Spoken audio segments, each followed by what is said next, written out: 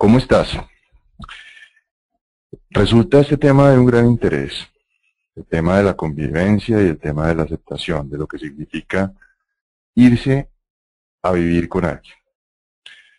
Esto es de gran interés tanto para parejas recién conformadas como para aquellas parejas que también han compartido ya un largo tiempo, eh, pero que también de alguna manera han ido descubriendo diferentes facetas que se van dando durante el tiempo de convivencia. Eso es algo casi que digamos inevitable de pensar o de realizar en el momento de comenzar una relación de pareja. Entonces hoy hemos decidido compartir la exploración de algunas implicaciones psicológicas y de algunas implicaciones sociales de ese fenómeno de compartir una vida con otra persona. Específicamente de vivir, de compartir eh, además del espacio físico, pues una serie de facetas de personalidad y una serie de metas y sueños, ideales, y cuáles son esas implicaciones. ¿Qué es lo que significa convivir? ¿Qué es lo que significa aceptar al otro? ¿En qué radica el éxito o en qué radica el fracaso de ese compartir? ¿Cómo se asume el desprendimiento, por ejemplo, de la familia de origen? La integración de la nueva familia. Entonces hoy hablaremos del inicio de esta etapa y de esas implicaciones psicológicas y sociales hasta antes del nacimiento de un hijo. O sea, no nos vamos a meter con el tema ya de familia un poco más grande con hijos, sino simplemente de la pareja.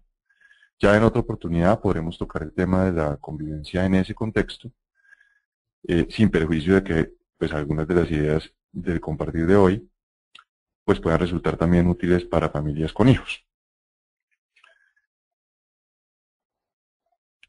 En 1967, los psiquiatras Thomas Holmes y Richard Reich examinaron los registros médicos de más de 5.000 pacientes como una forma de establecer si los eventos estresantes pueden provocar determinadas enfermedades.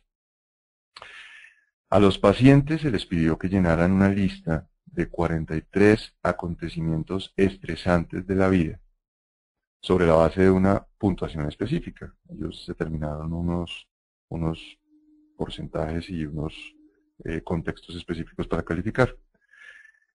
Sus resultados fueron publicados la escala de reajuste social, más conocida como la escala de estrés Holmes and Reich, en el ámbito psicológico.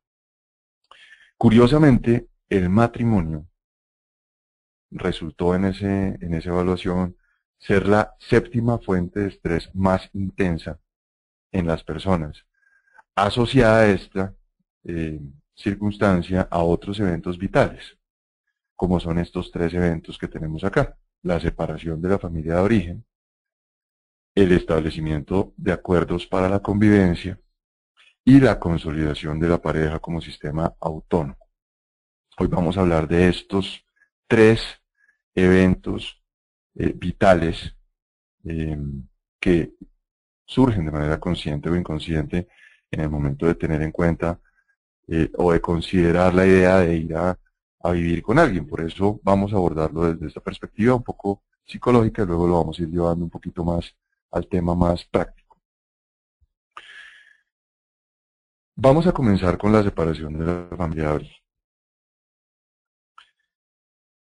Pese, digamos, a que en términos generales el ciclo natural de la vida indicaría aparentemente que la persona joven se emancipa de su núcleo familiar original al cumplir la mayoría de edad, dependiendo pues del esquema cultural. En la práctica, por diversas circunstancias especiales, eso no siempre se da de esa manera.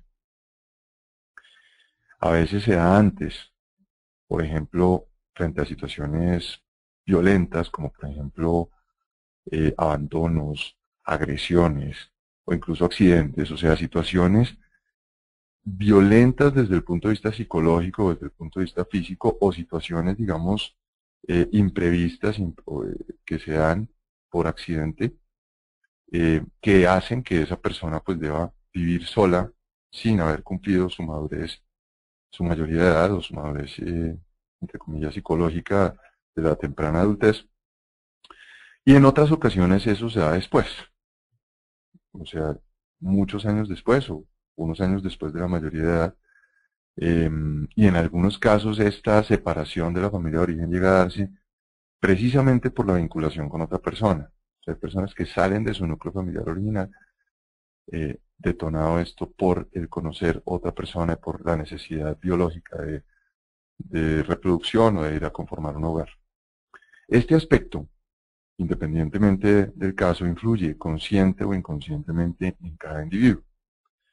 Pues esto siempre será una fuente inicial del sistema de creencias personal y la situación o el contexto familiar original en el cual se desarrolló ese mayor porcentaje de ego o ese mayor porcentaje de personalidad, pues será decisivo en su posterior relación. Es importante tener en cuenta este aspecto, porque lo primero que cada persona hace al comenzar la convivencia es reproducir en muchos aspectos, de una manera no consciente y automática, ciertos patrones de comportamiento. Aunque el impacto y significado de esa separación del núcleo inicial varía en función de muchos factores, en términos generales lo que sí se comparte en muchos casos es la movilización de diversas emociones. De alguna manera esas emociones se mueven, vienen de antes y se mueven y se representan en esa etapa. Tristeza, miedo, resentimientos, culpas, o incluso también sensaciones de bienestar, cuando la nueva relación es un escape de la relación o del vínculo familiar inicial. Además, este factor, que está, digamos, directamente relacionado con la separación física, pues está la posibilidad o la capacidad individual de asumir las consecuencias afectivas de esa separación. Y eso, digamos, se da durante un proceso de ajuste personal, de ajuste con la pareja, pero también surge un fenómeno que es el acoplamiento con las familias de origen de cada uno de los individuos. Ese es ese famoso paradigma de que la persona se casa o se va a vivir no solamente con la pareja, sino con la familia de la pareja. Y esto resulta pues todo un universo de creencias distintas, de modelos, de patrones culturales que comienzan a relacionarse. Y si los valores personales y el nivel de autonomía, si esos valores y ese nivel de autonomía no está claro o es bajo, seguramente va a ser una dificultad adicional a afrontar y claramente una fuente de estrés.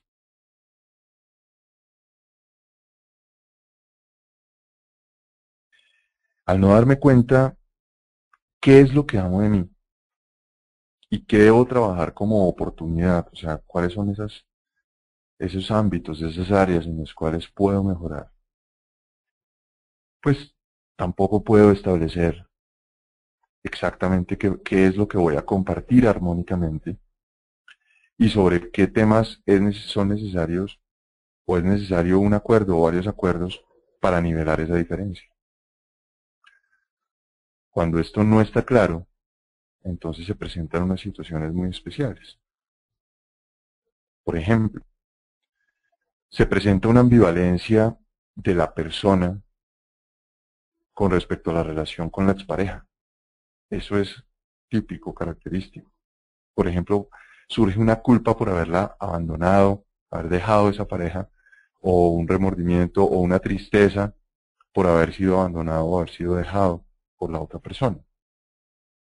Esa ambivalencia se proyecta automáticamente en la convivencia con la nueva pareja. Los celos persistentes, por ejemplo, que no permiten al otro establecer relaciones diferentes a esa relación actual.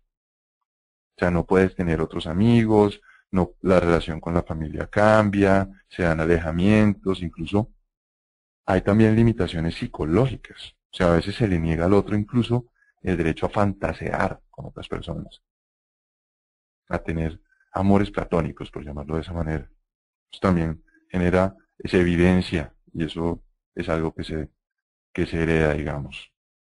Y es en la convivencia cuando esto comienza a ser evidente, cuando las personas empiezan realmente a conocerse. Hay conflictos legales, jurídicos, por los bienes, porque uno posee más bienes que el otro. En ese momento es cuando se comienza a pensar en eso, en términos generales. Estamos tocando términos generales, implicaciones psicológicas muy generales, para que puedas ir evidenciando si has pasado por ellas o no, si las has hecho evidentes o no, en qué medida y cómo puedes ir abordándolas. Por ejemplo, porque uno se considera merecedor de reconocimientos especiales. El tema de los hijos, conflictos por la planeación de la descendencia, porque una de las dos personas o ambas están estudiando, entonces es mejor dejémoslo para después, pero de pronto uno piensa una cosa y el otro la otra, o por circunstancias laborales, o por diferencias incluso en las expectativas, o en definir una cosa tan sencilla como, o bueno, tan sencilla entre comillas como qué tan buen padre o qué tan buena madre sería el otro de unos hijos potenciales. ¿Cuáles son esas características, además de las físicas, pero psicológicas y de personalidad, que serían ideales para que un hogar, o para que por lo menos esos hijos hereden o reciban nuevas informaciones? ¿Cuál es mi nivel de información? ¿Cuál es el nivel de información del otro sobre ese tema? ¿Cuál es la expectativa de cada quien?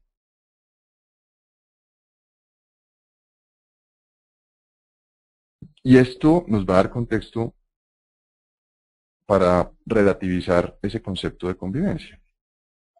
Pero vamos a atrevernos a hacer una sugerencia sobre lo que no es para poder llegar de alguna manera a poner en duda el paradigma general de lo que es convivencia y inclinarnos un poquito más hacia otras posibilidades de lo que significa este concepto que pueden ser más útiles para tomar una decisión. ¿Qué no es convivencia? No es convivencia tener dos caras. No es convivencia estar pegado al otro 24 horas al día. No es convivencia dormir juntos en el mismo cuarto, en la misma cama, en la misma casa. No es convivencia compartirlo todo. Piensa un poco cuando hablas de convivencia, ¿con qué te identificas? No, es que yo voy a vivir con esta persona, vamos a compartirlo todo. O vamos a dormir juntos. O vamos a estar el uno controlando al otro. No es dependencia del otro, no es hacer que la felicidad dependa del otro.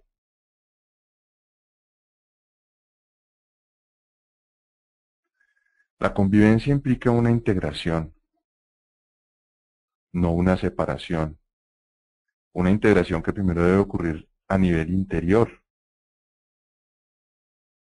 y posteriormente ser compartida. La pareja, al convivir, se conoce individualmente, el uno al otro, y es mucho más que la suma de sus partes. Es mucho más que un complemento.